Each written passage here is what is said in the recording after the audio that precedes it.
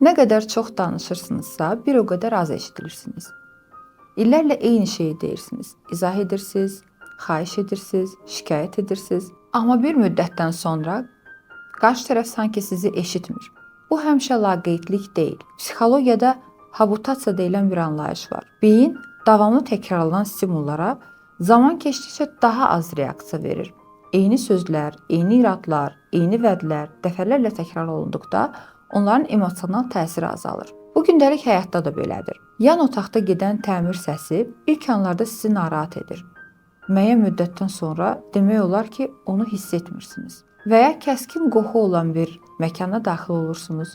Bir müddət sonra beyniniz həmin qoxunu artıq arxa plana keçirir. Münasibətlərdə də oxşar proses baş verir. Uzun müddət eyni şeyi tələb edən və ya eyni mövzulardan şikayət edən insanın sözləri zamanla qarşı tərəf üçün adiləşir və əvvəlki təsirini itirir. Bəs niyə sustuğumuz zaman görünməyə başlayırıq?